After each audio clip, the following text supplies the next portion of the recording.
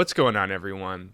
So, lately I've been thinking a lot about life and about prep, and I've found myself becoming drawn more and more to the virtue of gratitude. See, the deeper a natural bodybuilder gets into their competition prep, the more scarce their food becomes, and the more they start to experience things like hunger, low energy, and potentially dips in their mood. Despite the challenge of the prep, or perhaps because of it, I've been finding myself feeling more and more grateful for the meals that I do have and for the body that I have that's able to carry me through my incredibly difficult workouts as I progress through this ongoing deficit. For the 4 preps that I've done prior to this one, I definitely haven't always found myself feeling grateful. On the contrary, I would often find myself feeling bitter and miserable from the experience of hunger and discomfort that I'd feel along the way. All that to say, finding myself feeling gratitude now is helping me to stay in the present and to feel peace of mind. And something that I'm learning is that feeling internal peace is a gift. Not to get too woo-woo on you, but that's what I'm feeling and experiencing right now, and I want to be completely transparent about what's going on in my prep. Anyhow, in this video, I'm going to walk you through my latest gym workout and share some insights about my training approach and the prep itself along the way. Before we get into it, if you find yourself enjoying the video, please consider hitting the like button and subscribing to the channel. It really helps me out. Okay, let's dive in. First up in today's workout are these deficit Bulgarian split squats. Oh, the irony. After all that talk about gratitude, the first exercise in the session is one that I suspect most people would feel many emotions towards, but gratitude being seldom one of them. You know what, though? Overall, these really are one of my favorite exercises. And no, I'm really not being sarcastic in saying that. There's something about the combined challenge of finishing a hard set close to failure and feeling the massive amount of tension across the muscles of my working leg that just does it for me. When moving as deep as possible with these, there's something also that's appealing to me about the way human muscular and skeletal anatomy works, with the back of the thigh having the ability to get deep to the point of coming flush up against the back of the calf. It's cool. There's a kind of smoothness to it, like a hot knife sliding through butter. I just like it. The human body is awesome. Speaking of that, to get the best stimulus possible from these, that's what I prefer to do. Move as low as possible at the bottom of each rep. Elevating my front foot to create a deficit allows for even more depth than if otherwise, which is why I do that. As far as my rep tempo goes, I like to keep it a bit slower on the way down with a brief pause in the bottom position and then aim to move up more explosively but still smoothly. Yep, it's definitely hard, but it's a rewarding challenge nonetheless. Bent over dumbbell rows are next. Speaking of favorite exercises, these have become quite possibly my favorite back exercise over the past few years. It's taken ages for me to really figure them out, but I've finally found my groove with the technique. I set myself in a position where my torso is bent to the point of being just a bit above parallel with the floor.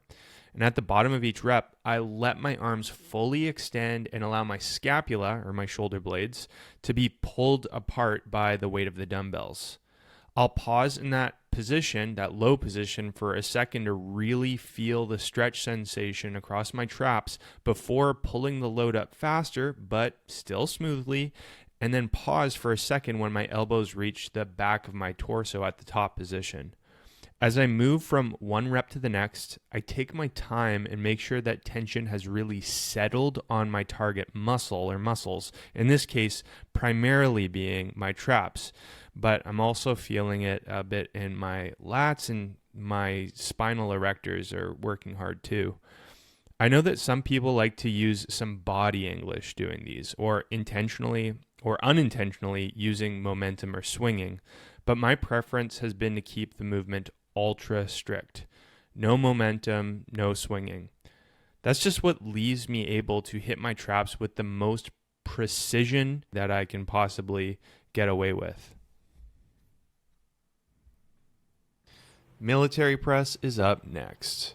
I've got to say, I really look forward to doing these. There's something particularly cool about lifting heavy stuff directly above your head. I don't know what it is. Lately, I've been doing these with relatively low rep targets of 5 to 6 per set. With these low rep targets, I'm absolutely trying to keep my technique strict and dialed in, and I'm resisting any temptation to start getting lackadaisical on that. That's definitely something I've done as a younger lifter.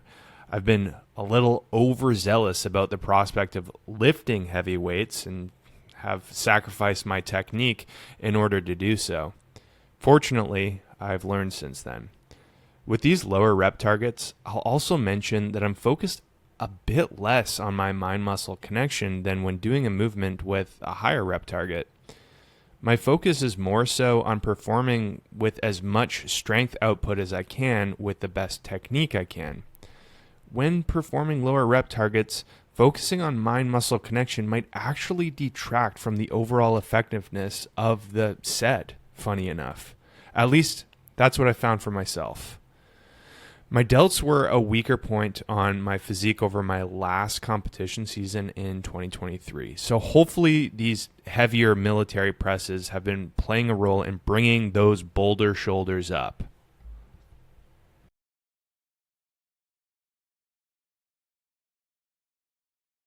Cable rows are next. Okay, so there's a bit of a pattern here that you might be noticing. My general training approach that applies to all exercises is to keep my technique super strict. By removing any momentum or swinging, I find it a more efficient way of hitting my target muscle or muscles. In the case of this movement, the target muscle being my traps. When I was a younger lifter, I thought the most hardcore muscle building approach possible was to lift as heavy as possible by whatever means possible. And that often involves some questionable technique, including no shortage of unsolicited swinging. Sure, lifting heavy weights is cool and all, but it isn't cool doing so without getting great muscle growth results and getting sore joints and tendons instead. For these cable rows, I mentally lock onto my traps and try to have mechanical tension really settle in on that muscle, and then focus on taking my time with pulling from the elbows throughout each rep. For me, the goal isn't to look hardcore when doing these. It's to hit my traps through the most effective and efficient means possible, and this is it.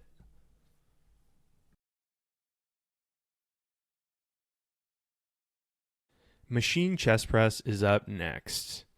In my experience, machines are typically more straightforward than free weight exercises, since there's usually a bit less of a technique demand involved. The key is to make sure to set any given machine in the position that best suits your body.